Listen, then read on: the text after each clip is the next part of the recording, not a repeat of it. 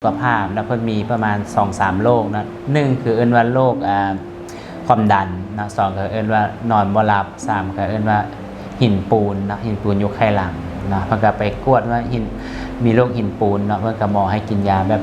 ปกติไปแต่ว่ามื้อนี้เพิ่นได้มากินเซซามินเนาะแล้วเพิ่นจะมาเล่าให้ฟังว่ากินแล้วมันมีหยังออกมานะเพราะว่าตอนนี้สุขภาพเพิ่นแข็งแรงขึ้นเนาะก็มื้อนี้เราก็จะมาพบกับสอนวิไลเลยเจ้าสบายดีสอน สบายดี เจ้า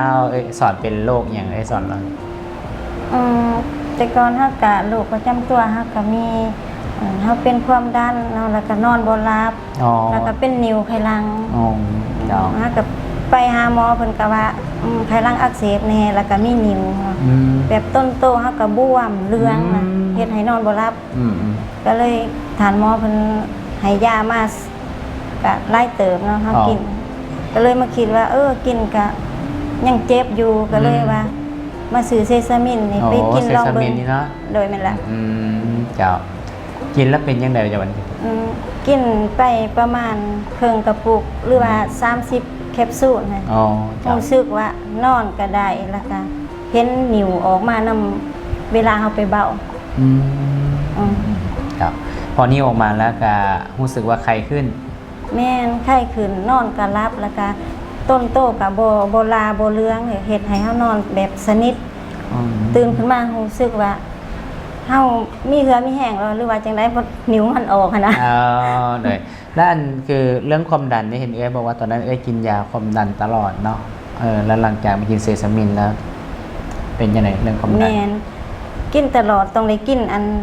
แต่ว่าของเฮามันกินแห้งหาได้ของทานหมอเพิ่นวางให้ก็กินไปหลายเติบแต่ว่ามันก็ซ้ำนั่นแหละแบบบรรเทานะแต่เฮามากินตัวนี้นี่เป็นปี2ปีแล้วได้บ่เห็นขึ้นแล้วก็ปกติเราบ่ได้กินยาประจำเลยบ่เช้ากินแต่ตอนนั้นแต่เริ่มกินเซซามินนะคะเช้าเจ้าเนาะก็คือ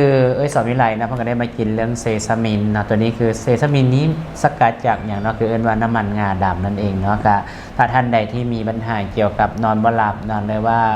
หินปูนเนาะอันนี้กินแล้วมันหลุดออกมาแล้วก็ข้อสำคัญที่สุดปัญหาเกี่ยวกับเรื่องความดันนะความดันนี้เพิ่นบ่ได้กินยามา2 ปีละเนาะเพิ่นกินตั้งแต่เซซามินนี่แต่เมื่อก่อนนี้เพิ่นจะได้กินยาประจำอยู่แม่นเนาะเจ้าแล้วก็วันนี้อยากให้น้องฝากนะท่านใดที่มีปัญหาเกี่ยวกับสุขภาพนี้อยู่เนาะก็ลองกาอยากบอกอันเพื่อนหรือว่าป้าลูกเนาะถ้าว่าผู้ใดเป็นพยาธิคือมีปัญหาคือเฮาเนาะหรือว่านอนบ่หลับเป็นไขลังสิอยากให้ลองมาใส่เซซามินเบิ่งแต่ว่าพังเฮาใส่มันได้ผลแท้นะอยากให้ลองมากินมาใส่น้ำกันเนาะอีกอย่างก็เฮาบ่ได้กินยาประจำแหละแต่กินเซซามินมานะโดยแม่น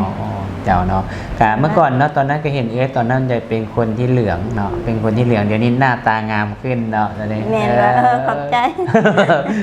เนาะก็ทุกท่านเนาะถ้าเป็นอยู่ก็สามารถอินบ็อกซ์สอบถามหาเพิ่นได้เนาะก็